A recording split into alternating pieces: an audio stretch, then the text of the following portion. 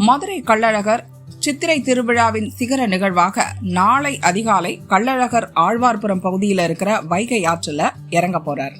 இதற்கான முன்னேற்பாட்டு பணிகள் இறுதி கட்டத்தை எட்டியிருக்கு. கள்ளழகர் வைகை ஆற்றுல இறங்குற பகுதியில 4 பக்கத்திலையும் 3 அடுக்கு இரும்பு தடுப்புகள் அமைக்கப்பட்டிருக்கு. வைகை ஆற்றோட ஏவி மேம்பாலத்துக்கு கீழே பக்தர்கள் வர்றதை தடுக்கிற வகையில தகர தகடுகள் வச்சு பாதை அடைக்கப்பட்டிருக்கு. கள்ளழகர் எழுந்தருளும் பகுதியில இருக்கிற லாலா சத்திரம் மண்டகப்படி, அப்புறம் இந்து சமய அறநிலைத்துறை மண்டகப்படிகளை அலங்கரிக்கும் பணிகள் முடிகிற தருவாயில இருக்கு. இதுக்காக அழகர் கோவில் பகுதிகளில் இருந்து நெல் கதிர்களும் பெருமாளுக்கு உகந்த விரிச்சி பூக்களும் ஸ்ரீரங்கத்திலிருந்து கொண்டு வரப்பட்டிருக்கு.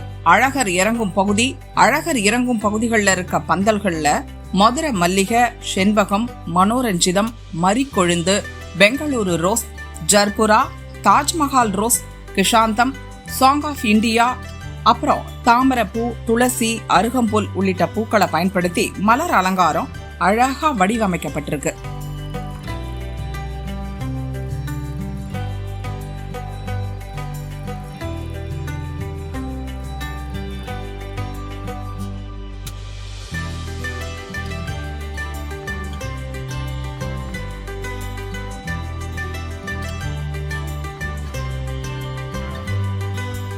கள்ளழகர் வைகை ஆற்றில் எழுந்தருள்ற நிகழ்வுக்காக 500 கன அடி நீர் வைகை ஆற்றின் கால்வாய்கள் வழியா திறக்கப்பட்டிருக்கு. இந்த தண்ணீர் வைகை ஆற்றுக்கு சிறிதளவு வந்திருக்கு. கள்ளழகர் வைகை ஆற்றுல எழுந்தருள்றப்போ பிரஷர் பம்புகளை பயன்படுத்தி தண்ணீர் பீச்சி அடிச்சா பறிமுதல் செய்து நடவடிக்கை எடுக்கப்படும் அப்படின்னு காவல்துறை எச்சரிக்கை விடுத்திருக்காங்க. மதுரை தல்லாக்குளம், கோரிப்பாளையம், ஆழ்வார்புரம், வைகை ஆற்று பகுதி அப்படின்னு வழி நெடுகிலையும் பொதுமக்கள் பக்தர்கள் நடமாட்டத்தை கண்காணிக்க காவல்துறையினர் 500க்கும் மேற்பட்ட சிசிடிவி கேமராக்களை பொருத்தி 24 மணி நேர கண்காணிப்புல ஈடுபட்டிருக்காங்க. முன் வழக்குகள் உள்ள குற்றவாளிகளை கண்டறிய சிசிடிவி கேமராக்களும் அமைக்கப்பட்டிருக்கு. முக்கிய பிரமுகர்கள் வருகைக்கான தனி வழியும் அமைக்கப்பட்டிருக்கு. பள்ளி விடுமுறை, கோடை விடுமுறை, உள்ளூர் விடுமுறை காரணமா 10 லட்சத்திற்கும் மேற்பட்ட பக்தர்கள் வருகை தருவாங்க அப்படின்னு மாவட்ட நிர்வாகம் எதிர்பார்க்குது. பாதுகாப்பு பணியில 5000த்திற்கும் மேற்பட்ட காவல்துறையினர் ஈடுபட்டு வராங்க. நாளை காலையில 5:35 மணிக்கு தொடங்கி 5:55 மணிக்குள்ள கள்ளழகர் தங்க குதிரை வாகனத்துல வைகை ஆற்றுல எழுந்தருள்வாரு.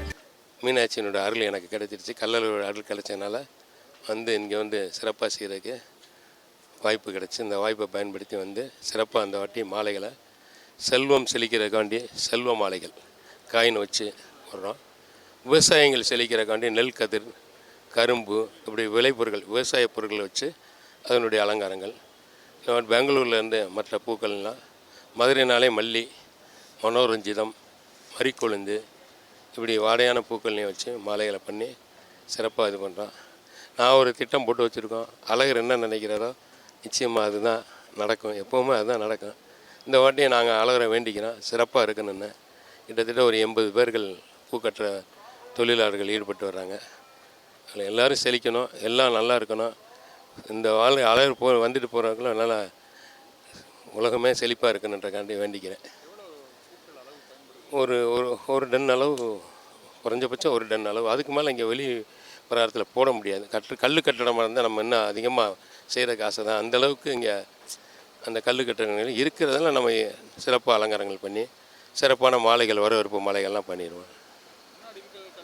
இப்போ முன்னாடி இருக்கிற காட்டில் இந்த வருஷம் கொஞ்சம் கூடுதலாக வேலைகளை பார்க்குறோம். முன்னாடி இங்கே தான் மாலைகள்லாம் பின்னினோம்.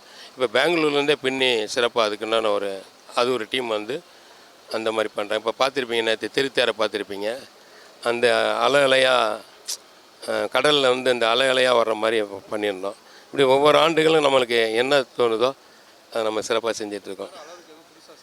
அது அலருக்கு காயின்ல மாலை, செல்வங்கள் மாலை, கரும்பு, இந்த மாதிரி நெல் கதிர், இந்த மாதிரி விதமான மாலைகளை செஞ்சுக்கிட்டு இருக்கோம்.